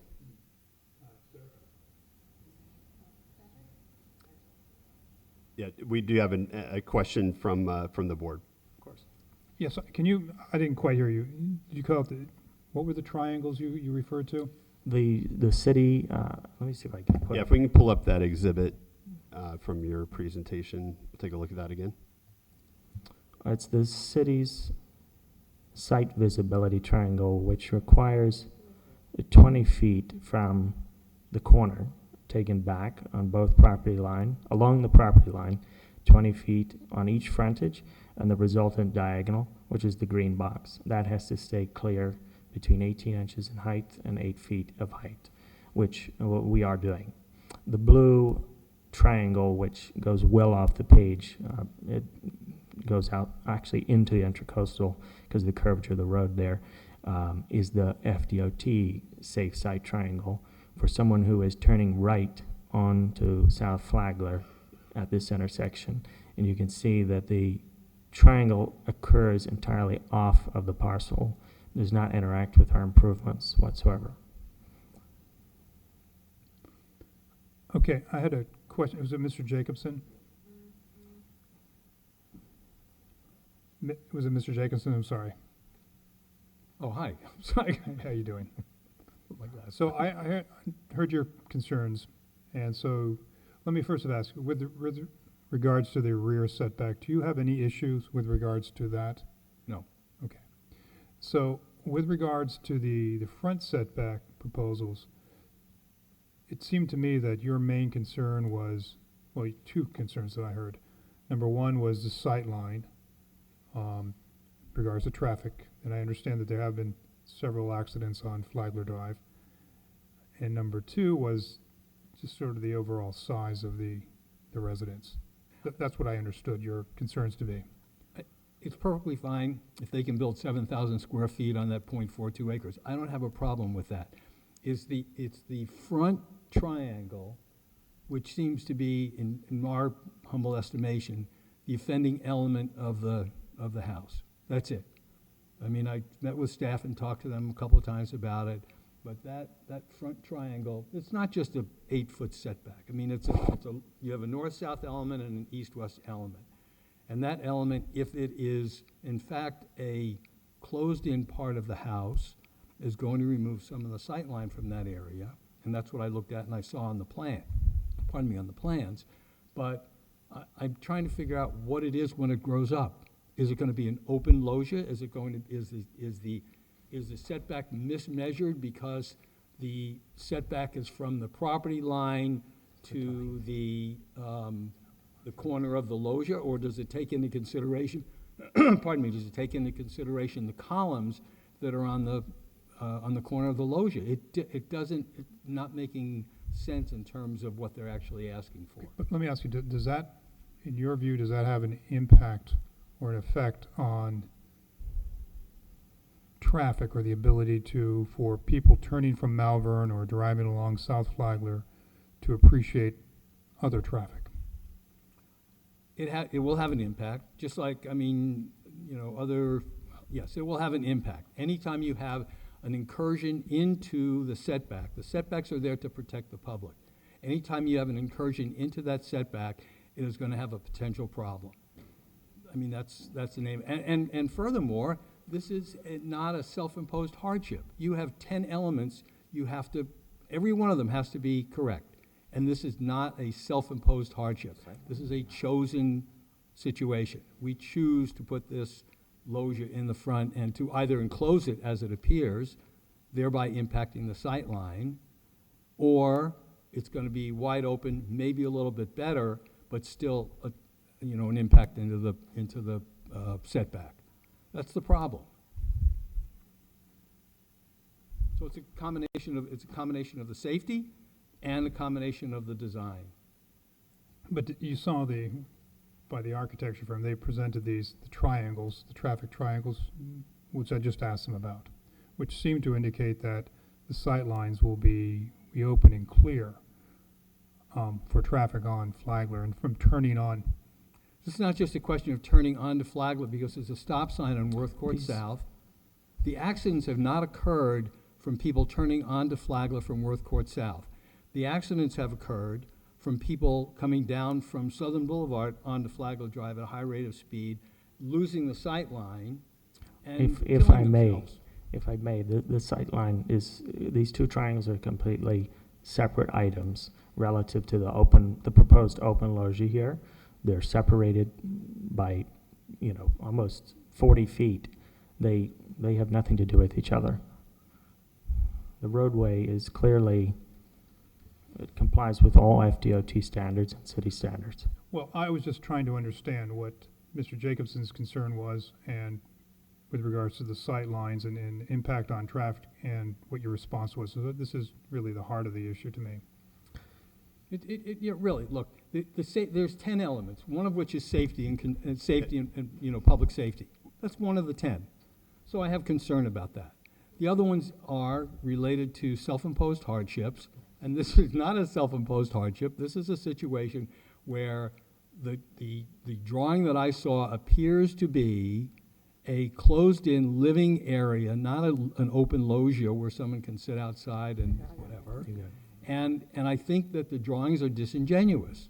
I think what the staff has looked at or shown to us appear to be disingenuous. So I'm trying to get some clarity in that regard. And then you make the determination whether this is self-imposed or not. And send it back for a third redesign. Okay. Fourth. Yeah, and I'll just remind, we're in executive session now. It was important to get the clarification, but I think if we don't have any other questions, we can draw back the conversation. I think there is one question that has come up out of the public comment and was reiterated here for the architect, which is the covered loggia open or closed? Before you get to the cover, staff needs to provide clarification for what's been put in the record from Mr. Jacobson in terms of the visibility triangle is in effect the 20 feet. It's 20 feet down Worth Court and 20 feet down Flagler in the line. There's no visibility triangle, visibility based on setback, the front setback of 25 feet. That's not what the setback is actually for. So just staff want to make clarification that the visibility triangle is only the 20 feet, you draw your triangle, not necessarily the 25-foot setback requirement that's along South Flagler Drive. Thank you. And lastly, to clarify the question on the loggia, it's an open air loggia on both levels. Okay. Yeah, this plan here, you can see the little corner columns, but the areas in between are just clear openings. Thanks for clarifying. Okay. Can I ask one question? Is the setback measured? We're in and we're in executive session. I can talk about the setback. I think it has been explained where all the setbacks are measured. In fact, the diagram that's on the screen now shows all the dimensions and measurements.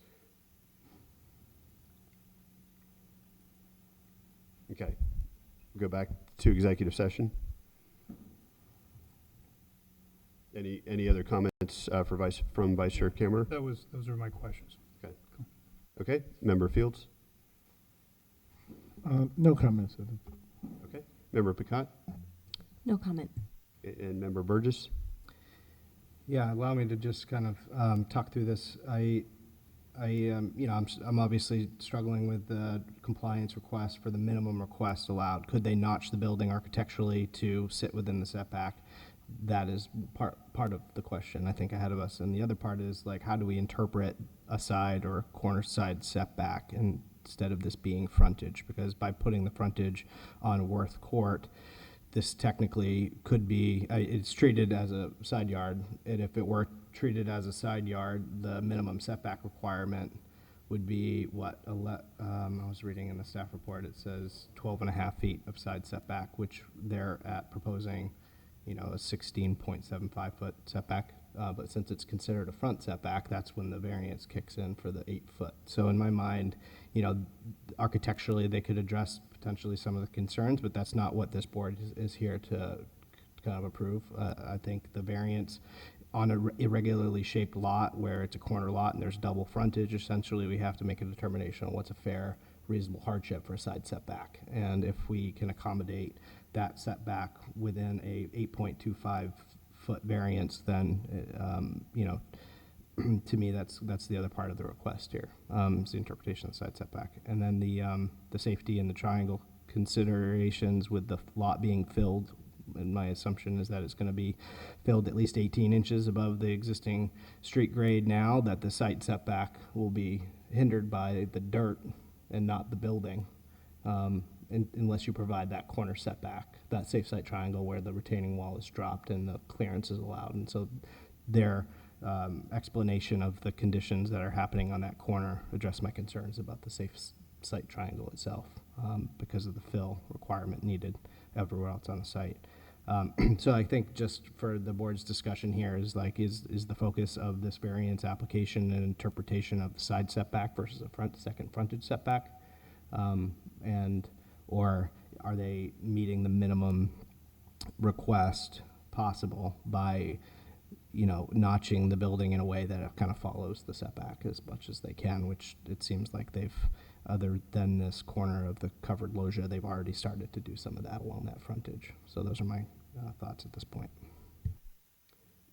Thank you. Yeah, and thank you also to staff for the clarification that, I think the purpose of setbacks is separate and apart from the visibility triangles. Those are two separate items. They've been conflated here because I think the majority of the letters of concern or objection seem to be pointing to a concern about safe site triangle. And I would say if this applicant were in front of us asking for a waiver or variance from the site triangle, I certainly would not be in support of that. I know, what the speeds are on Flagler Drive, but they are complying with it. And I would further note that looking at the plans and this exhibit that's in front of us, the item on the plan that comes closest to the triangle is actually the 4-foot wall. The 4-foot wall is coming close to the site triangle, but it does not encroach in the site triangle. That's what is the item that is closest to becoming an impediment to driver visibility, not the building, which is beyond that. But it was stated on the record that the wall meets zoning criteria, where there's no item in front of us asking for a variance or waiver from wall height or wall location, and this exhibit shows that the wall is located out of the triangle, so it doesn't impede with the minimum visibility triangle shown there. So again, to the extent that that's been the basis of concern, that's been raised, that's again, the wall is the item that's closest to impeding that, and it doesn't, based on the exhibits provided to us. The building itself, again, setbacks are separate and apart from visibility triangles, and so what's in front of us is really to determine whether or not the criteria for approving the encroachment in the front yard and now the rear yard setback are met or not.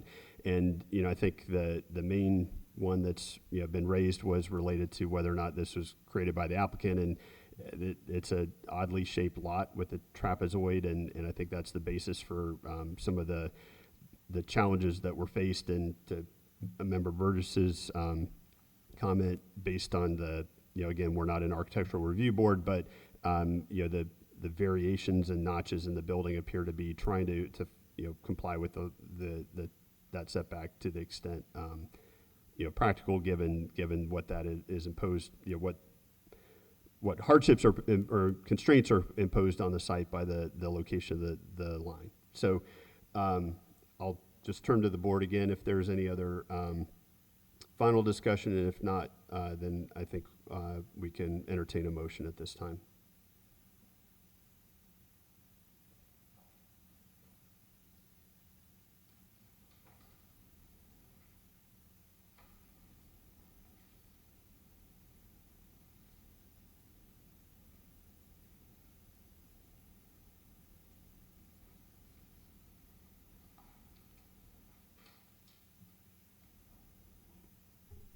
I move that the Zoning Board of Appeals grant ZBA case number 3432.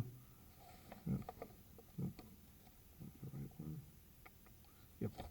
3432, a request by Patrick Mayfield of Daley Jansen Architects, PA, for a variance from section 94-72A2 of city's zoning and land development regulations for the construction of a new residence, specifically relating to a minimum property development regulation in the zoning district. The motion is based upon testimony presented along with the applicant's application submitted and staff report, which constitute competent substantial evidence. The board hereby makes finding of the fact that each of the criteria in Article 2, Section 94-38D6 and the City of West Palm Beach zoning and land development regulations have been met. In addition, the granting of the variance is made conditioned upon the following restrictions, stipulations, or safeguards that I move are necessary to ensure compliance with the proposed and intent of the zoning and land development regulations and consistent with the comprehensive plan of the City of West Palm Beach. 1, the front and rear setback variance shall only apply to the proposed residence. Additions and accessory structures shall meet the standards in the zoning and land development regulations. We have a motion. Is there a second? I'll second. Okay, the motion was made by Board Member Fields. It was seconded by Board Member Pacat. I'll ask our secretary to please call the roll. Dana Pacat, Yes. Jonathan Burgess, Yes. Christopher Kammer, Yes. Christopher Hagan, Yes. Alfred Fields. Yes. Okay, the item is approved 5-0. Okay.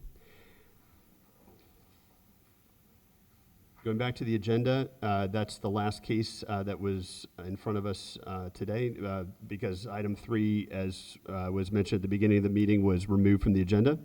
Therefore, we'd move on to unfinished business, of which there's none, new business, other business, none. So I'll entertain a motion to adjourn. So moved. Second. Okay, meeting adjourned.